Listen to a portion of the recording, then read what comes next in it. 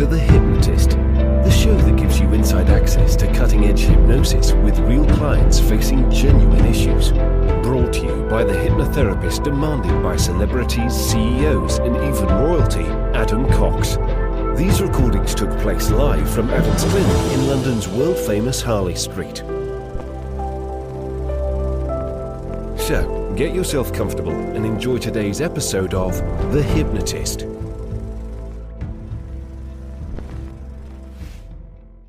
Hi, it's Adam here, and this is a slightly different hypnosis session in the basis that it actually deals with the counterintuitive nature of hypnosis, because sometimes people can become attached to the very thing that they don't like. Maybe they had a horrible trauma or something bad happen in their childhood, but they still think about that a lot. Or maybe part of their identity is based on what someone said or did in the past. Or maybe there has been something that's happened and they're living with that, but they're still emotionally attached to that thing. So this hypnosis session is based on the idea of what resists persists, and it utilizes a branch of third wave behavioral therapies called acceptance and commitment therapy. And a wonderful metaphor, I don't think it's in this hypnosis session, but it's a good metaphor to explain that. Imagine if you have a beach ball and you're trying to keep it below the surface of a swimming pool. It takes a lot of effort to keep the beach ball submerged. And actually, if the beach ball just existed and was floating around the pool, but you were having fun swimming around the pool, actually, the fact that there's a beach ball in there is less important to you than if you have to use all of your energy to keep it under the water, because if you do that, you can't swim as well. And I think a lot of people, whether it's trauma and certain memories and certain beliefs, they're too attached to it. So the essence of this one is about detachment and having a different way of thinking, which is about just kind of allowing things to be as they be, and then allowing the natural evolution and the resources that flow from that. It was created for an individual, and therefore some of the suggestions are going to be perfect for them and not quite right for you. So if you like the idea of a bespoke session, there's a couple of things I would recommend. There is a suitability test that takes 60 seconds to do, and you'll find out how likely hypnosis is to work for you. But I've also recorded a webinar that helps to explain what hypnotherapy works with, what it's good for, what it's not quite so good for. There's some suggestibility tests within that webinar, and there's some very special bonuses at the end for anyone that gets to the end of that webinar. So check that out. It's in the description if that's of interest. For now, though, find a quiet, comfortable place where you won't be distracted or disturbed. Relax and enjoy the session. Take a deep breath in. And as you breathe in that resourceful feeling of calm and relaxation.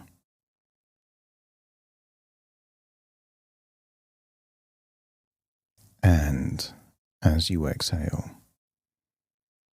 feel a wonderful sense of release. That any worries, stress, and tension are slowly, surely, and incrementally leaving your body in that outward breath.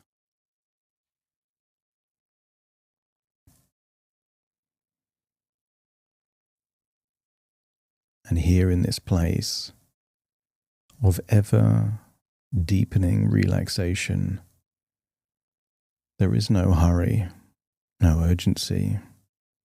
This time belongs entirely to you. The deeper you breathe, the more relaxed you feel.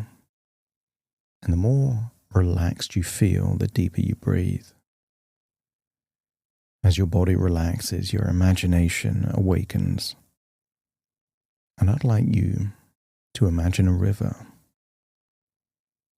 A real river. A broad, mature river that has been flowing for a very long time. A river that's carved its own course through the landscape. Unhurried, powerful, entirely itself. And this river has been flowing since long before you arrived at its bank. And this river will continue long after. And there is something about its presence, its constancy, the way the water moves without effort, without resistance, without argument about the shape of the ground beneath it. And this river invites a particular quality of stillness in the person who sits beside it. And I wonder if you could imagine yourself at the river's edge now, maybe seated on a warm stone or soft grass, where the bank slopes gently to the water. Perhaps you could imagine the sound of the current, not intrusive, just present, rhythmic, reliable. And as you settle into that place, notice how the body begins to do what it knows how to do when given permission. The breath slowing to match the rhythm of the water. The shoulders dropping, the jaw releasing. Fingers, toes, just all relaxing, the face softening. And every year of your life has given you a body that knows how to rest when the conditions are right. A mind that knows how to release when it's safe to do so. And right now, here at the river's edge, all the conditions are right. Feel that as you stare into the current of the river, you're drifting deeper and deeper. And here you are at the river, at rest, and ready for a conversation with the very deepest part of yourself. And as you watch the river for a moment, I want you to notice how it moves around the stones in its path. It does not stop to argue with them. It doesn't organize a campaign against them. It does not waste energy resenting their presence or wishing that the riverbed were different. It simply flows around, and in flowing around, it arrives further along, closer to the sea, having lost nothing of itself in the encounter, having spent none of its energy on that which cannot be changed. The world has changed. It continues to change. And it will keep changing in ways that cannot be predicted, cannot be controlled, cannot be reversed. So all of that energy spent resisting would be wasted. And you already know this. You have always known this. At a level deeper than previously thought. What resists persists. And this is not poetic observation. It's a description of how energy actually works. When attention is directed against something, that something is fed, enlarged, kept alive, and present there in the nervous system. Where focus goes, energy flows. Why focus on that which cannot be changed, that is not beneficial. The very act of resistance makes the thing being resisted more real and more consuming. And acceptance, true acceptance, is not resignation, it's not defeat. And it isn't the lowering of standards or abandonment of values. It is something altogether more sophisticated than any of those things. What if acceptance is the decision to stop spending energy on that which cannot be changed, and to redirect that energy toward what can? Like the river choosing to flow around the stone, rather than spending its force on impact. And in that choice, it travels further, with less effort, and arrives somewhere worth arriving. The world as it is the riverbed you have been given. Perhaps not one that you would have designed, and perhaps not the same riverbed that you remember, but the actual one, the one that exists right now beneath your feet. And your river flows most powerfully when it works with what is actually there. Give yourself permission to accept the world as it is, not because you approve of everything in it, but because acceptance frees the energy you need for everything that truly matters. And notice what happens in the body as that acceptance deepens. Some part of the tension that has been maintained by resistance begins to release. Not all at once, but genuinely, as if a grip is loosening that had been held for longer than necessary. The stress dissolves. The frustration finds less to attach to. The anger loses its fuel. Not because the world has improved, but because you have stopped arguing with its reality. And the energy that was locked in that argument is yours again, free, available, for what you choose to direct it toward. There is a philosophy that some find uncomfortable and others find liberating.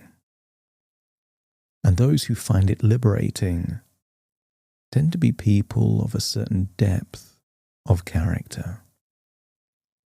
People who have lived long enough to know that comfort and growth rarely occupy the same space at the same time.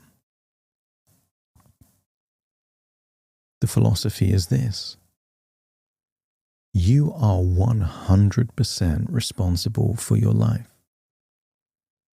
Not for what has happened to you, not for the behaviors of others, not for the conditions of the world, but for how you respond or meet all of those things. What you do with what you have been given, where you direct the extraordinary resource of your attention and your energy.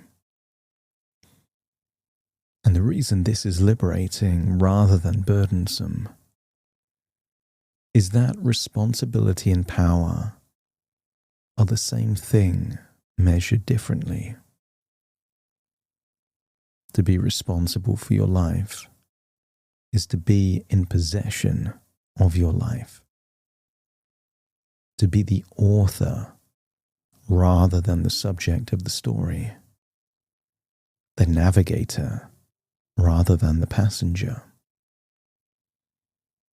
With great power comes great responsibility, and the reverse is equally true. With great responsibility comes great power. The willingness to own your experience completely is the act that places the controls in your hands. And your life of living has not diminished this power. It's deepened it. The wisdom accumulated across that span. The pattern recognition that only comes from experience. The perspective that only arrives when you have seen enough of life to know which things are actually important. These are forms of power that grow with time, not shrink with it. You are 100% responsible for how you meet your life. And from this place of complete responsibility, just notice the quality of the freedom it generates. You're not waiting for the world to improve before you improve. You are not waiting for permission to be well, to be purposeful, to be engaged, to be useful to those around you. You're not seeking permission from anyone. The permission was always yours to give yourself. So now give it fully, without reservation, without the need for anyone else's approval or acknowledgement. Progress, not perfection. This is the standard of the genuinely responsible person, not the paralyzing demand of perfect execution, but the honest, daily, imperfect, real movement in a direction that matters. 80% done and moving forward is worth 10 times more than 100% planned and waiting and hesitating for the right conditions. There is something that a life well lived accumulates that has no name in economics or finance. There's a kind of moral and experiential wealth. The understanding that comes from having been through enough to know what it feels like on the other side of difficulty and adversity. The compassion that grows, not shrinks, with the depth of what one has survived and understood. Your compassion is not sentiment. It's not pity. It's not the comfortable gesture of someone who has never known hardship.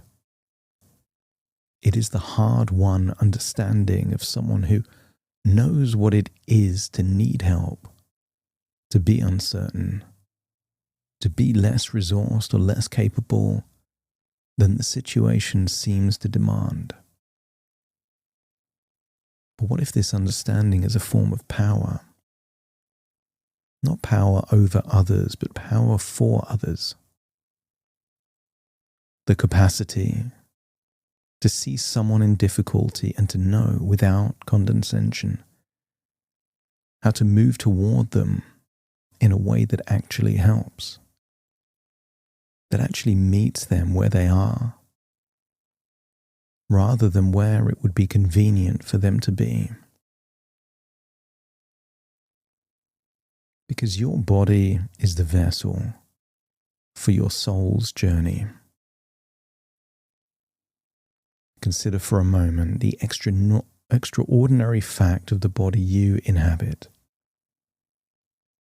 It's carried you through illness and recovery, through exertion and rest, through grief and celebration, through cold and warmth, through every season and climate of a full human life. And this body is not a convenience, it is a gift. The specific, irreplaceable instrument through which your particular consciousness experiences this particular life. The vessel without which the journey has no vehicle, and it deserves to be treated accordingly.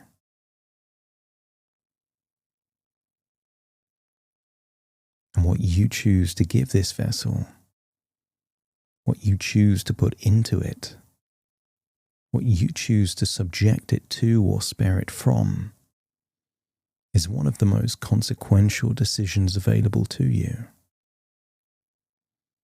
Your body is the vessel for your soul's journey, and what you give it is a statement of how much you value the journey, so you choose accordingly.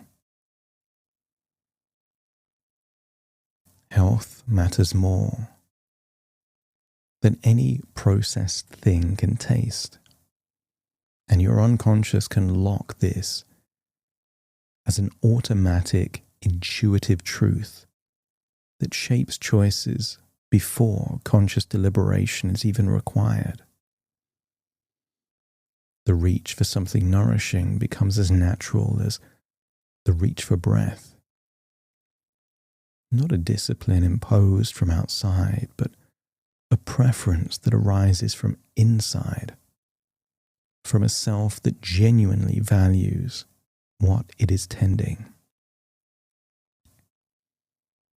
And while you sleep, tonight and every night,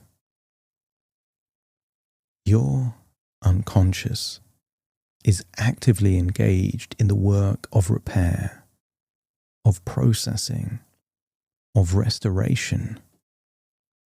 Your sleep is not passive absence. It's the body's most productive time. And trusting it, giving it the hours it needs, is one of the highest leverage health decisions available. Your body is your best friend. Your mind is your best friend. And you nourish them both with what you eat, with what you think, and with the quality of rest you give them, because they carry everything you value.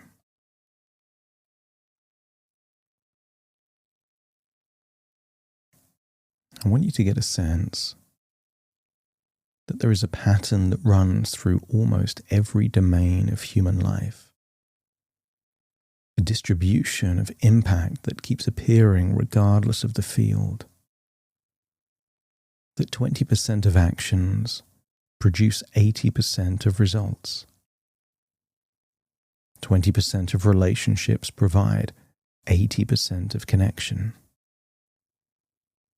20% of decisions carry 80% of the weight of a life. And this Pareto principle is not a management technique, not a formula. It's a description of how value actually concentrates in the real world. And the person who has learned to navigate by it, who has developed the instinct to move towards the high leverage thing, rather than the merely busy or convenient things, operates with a quality of efficiency that leverages time, energy, and emotion. And that's what it is, the wisdom to know what matters most. No perfection required. So unlock your intuition's ability to gravitate towards those 20% of activities that enhance your health, well-being, quality of life, the very combination that activates, amplifies, and enhances you at your truest self, giving you the ability to manage life's rapids, to reset, recalibrate, and to rest whenever necessary. And there you are at the side of the river, feeling there is one more thing to do before returning, to wash off the residue of your past. So imagine taking a swim in that river. Anything from your past, any emotions, any shame, blame, anger, just allow it to be washed off and return to the riverbank clean, fresh, full of acceptance, with an insatiable desire to do what matters most. It's time to return, so take a deep breath in through the nose and out through the nose. And wiggle your fingers and wiggle your toes, connect and calibrate into the here and the now. As I now count from 1 to 10 to awaken you. Starting to count. 1, 2, 3, waking up. 4, 5, 6, more alert. 7, 8, open your eyes, open your eyes. 9, 10, wide awake, wide awake, wide awake.